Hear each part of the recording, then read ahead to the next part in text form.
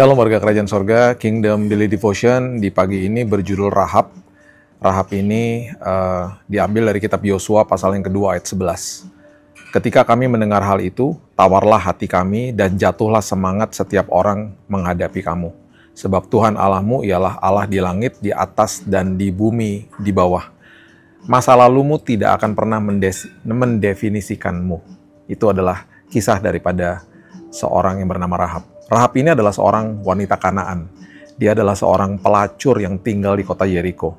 Ketika Yeriko akan dihancurkan dan dikalahkan oleh bangsa Israel, Tuhan memilih Rahab untuk menjadi alatnya demi menyelamatkan bangsa Israel. Dari sudut pandang manusia, Rahab ini adalah sosok yang sangat rendah karena dia adalah seorang pelacur. Tetapi Tuhan memandang manusia berbeda dengan cara kita memandang orang lain.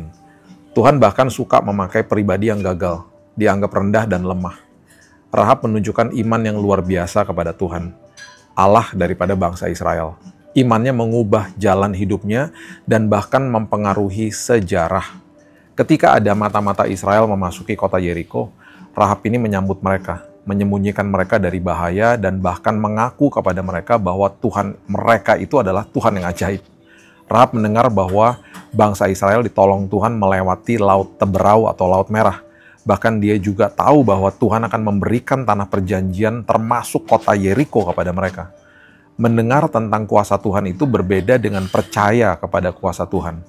Rahab bukan saja mendengar dan tahu saja, ia percaya kepada kuasa Tuhan. Pernyataannya bukan hanya kata-kata, itu adalah iman dalam tindakan. Ia mempertaruhkan nyawanya untuk melindungi para mata-mata tanpa mengetahui apa yang akan terjadi. Ketika Yeriko akhirnya jatuh ke tangan bangsa Israel, Rahab tidak turut binasa bersama-sama dengan orang-orang Yeriko lainnya. Karena ia telah menyambut pengintai-pengintai itu dengan baik, dirinya akhirnya tidak dibunuh. Itu dicatat di Ibrani 11 ayat 31. Meskipun Rahab dikenal karena masa lalunya yang penuh dosa, kisahnya mengingatkan kita bahwa Allah dapat menebus siapapun, terlepas dari masa lalu mereka, ketika mereka berpaling kepadanya dengan iman. Rahab tahu kuasa Tuhan. Ia percaya pada kuasa Tuhan. Dan dengan iman ia bertindak tanpa mengetahui apa yang akan terjadi atas dirinya. Rahab itu akhirnya menikah. Dan garis keturunannya lahirlah Yesus. Dan ini ditulis di Matius pasal yang pertama ayat yang kelima. Yesus mengambil apa yang ditolak dunia dan menggunakannya untuk kemuliaannya. Tidak seorang pun berada di luar jangkauan Tuhan. Tidak peduli berapa hancurnya masa lalu kita, Tuhan dapat menulis masa depan yang baru ketika kita percaya kepadanya. Iman membutuhkan tindakan. Kepercayaan sejati kepada Tuhan itu menggerakkan kita untuk membuat pilihan yang berani, bahkan ketika itu berisiko. Seperti Rahab, keputusan kita hari ini dapat mempengaruhi generasi yang mendatang. Sungguh indah, bukan? Sekali lagi, masa lalu kita tidak akan pernah bisa mendefinisikan kita, karena Tuhan sudah membentangkan masa depan yang indah di dalam Dia. Tugas kita hanya satu, percaya kepada Dia dan perkatakan bahwa masa depan kita itu indah. Sepakat bahwa Tuhan sudah menyiapkan yang terindah dalam hidup kita. Jangan lihat ke belakang, jangan lihat masa lalu. Tuhan tidak pernah mendefinisikan kita dengan masa lalu kita. Dia selalu memperkatakan bahwa kita adalah orang-orang yang lebih daripada pemenang karena keselamatan sudah diberikan bagi kita. Itu sebabnya tataplah masa depan dan Tuhan mau pakai kita secara hebat, secara heran, secara luar biasa. Mari kita berdoa.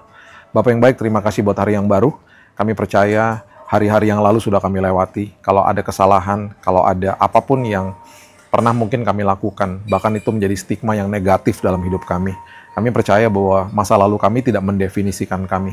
Tapi kami percaya bahwa masa depan kami yang ditanggung penuh sama Tuhan sudah dibentangkan di depan kami menjadi masa depan yang indah. Kami percaya bahwa ada perkara besar yang Tuhan sudah siapkan sepanjang hari ini. Dan sepanjang hari ini kami hidup di dalam kemenangan demi kemenangan karena Yesus sudah menang di kayu salib. Kami percaya hari ini adalah hari yang baru dan kami akan menikmati hari ini dengan kasih karunia Tuhan yang sungguh ajaib. Dalam nama Yesus kami berdoa dan mengucap syukur, kita sama-sama katakan amin. Have a blessed day dan Tuhan Yesus memberkati.